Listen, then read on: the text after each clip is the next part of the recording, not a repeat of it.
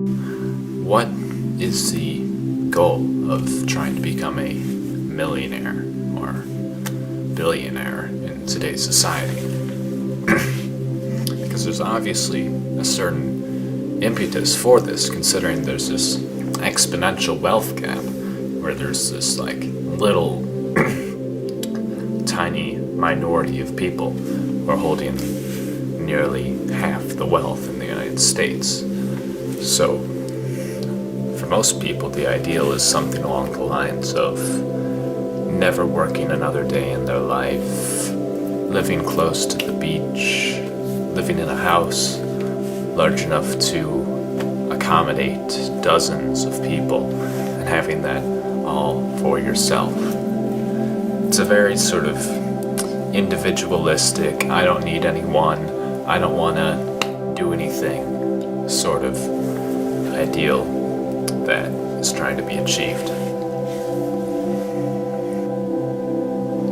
Though this idea is kind of very strongly ingrained in our culture of trying to climb the economic ladder, the end goal does not seem to be any sort of fulfillment outside of a very materialistic, very limited point of view, thinking that, I have this large house, all these cars. Thing is, no matter how big your house is, you can only be in one room at a time. No matter how fast, no matter how shiny or efficient your car is, you still have to, obey the laws of traffic and be mindful of other people driving.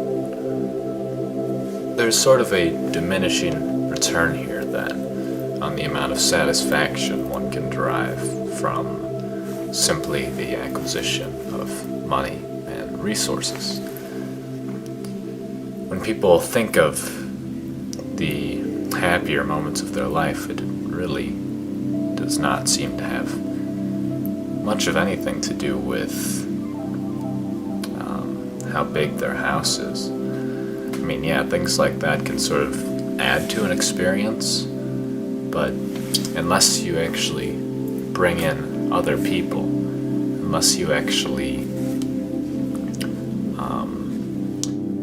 have something to use all of these expensive items for, then you're not going to derive any satisfaction outside of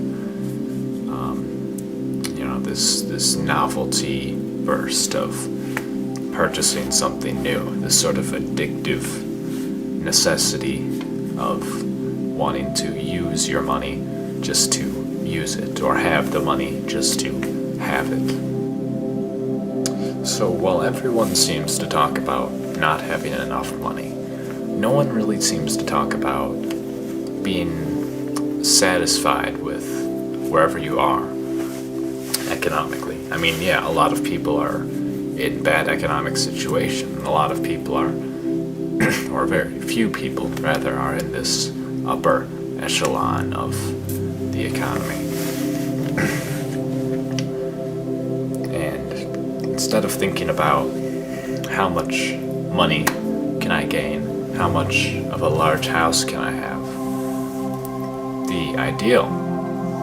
the actual ideal, is thinking, how much money do I need in order to do whatever it is I'm passionate about, whatever it is that really makes me want to be having this house and having this car and this life and so on.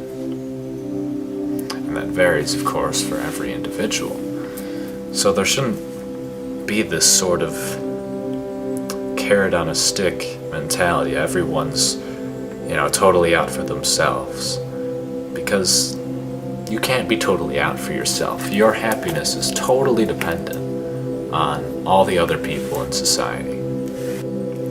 So I think we need to not only examine our sort of economic way of allowing individuals to reach this level, but also a sort of desire within ourselves.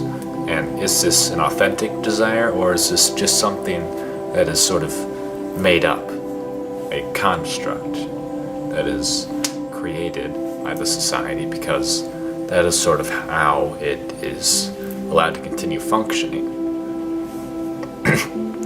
If people don't really want a lot of things, if the desire for things is limited, then we don't get this exchange of commerce that allows for everyone to have a job, or as many people as possible to have a job.